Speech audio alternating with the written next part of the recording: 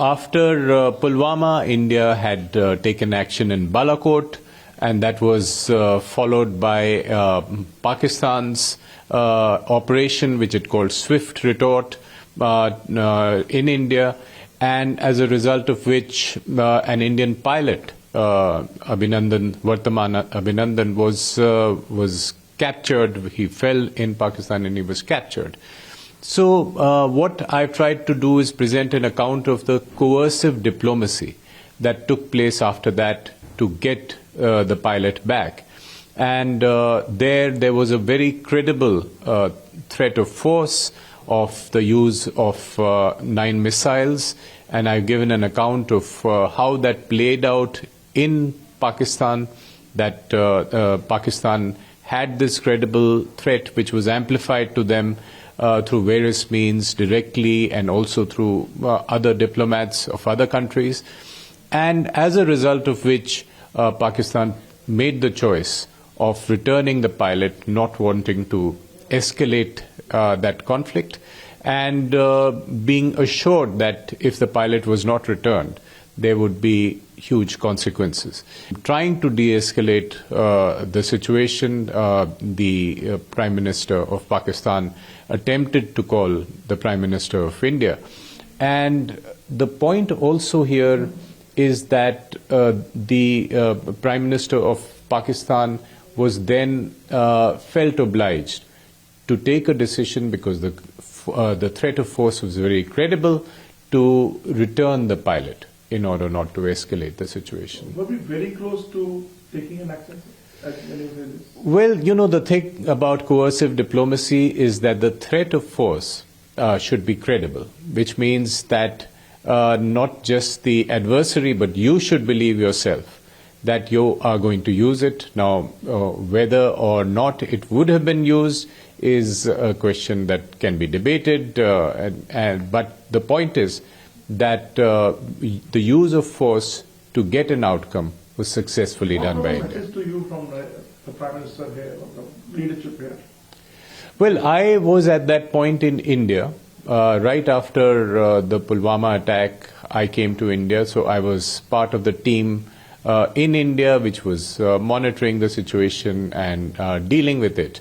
So the message, I think, that was going to Pakistan at that point was very clear, that India was going to escalate the situation in case the pilot was not returned. You also mentioned that, in fact, ISI has tipped off India of an attack. This is very unheard of earlier in the past. Can you just throw some light on this? Well, you know, a lot of things happen which don't come into the public domain between intelligence agencies, so it's not that it's never happened in the past. But what was unusual in the episode I mentioned in my book is that it was escalated to a sort of political level by raising it at the level of the Indian High Commissioner. And that meant that there was a special consideration in making a point to India that Pakistan was giving an intelligence tip-off and wanted India to know that it was giving that tip-off. So I thought that was certainly significant. When you said that there was a call, there was an attempted call by the Imran Khan, was this episode mentioned by Prime Minister Modi in some of his speeches? Was that the Qatl ki Raat he was referring to? Yes, the Prime Minister did mention this in his campaign speech. He was talking and he did refer to this episode. But Imran Khan also referred to this episode in his own speech in Parliament, that he had made an attempt to talk to the Indian Prime Minister. And apart from that, there was a conversation in Pakistan's Parliament also, which has been reported by Pakistan's an MP. He mentioned that both Foreign Minister Qureshi and the Army Chief Bajwa came to brief the MPs and said there's a serious the danger of the crisis escalating and India taking hard action, and therefore we should return the pilot. Article 370 was something that took Pakistan by surprise. They hadn't really expected this to happen.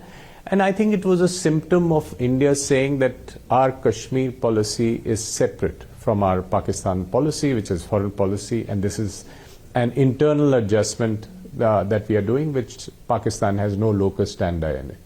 And Pakistan wanted to react to it, but its options were very limited because it could not at that point use hard power. There was a strong power differential between the countries. So what they thought was the easiest option was to ask the High Commissioner to leave, and therefore I was asked to leave. But that was simply, in a sense, a lazy option that you have to express anger somehow. So you do it by asking the Indian head of mission to leave, but that was not something that Pakistan could seriously think about and consider and have a policy on how to deal with.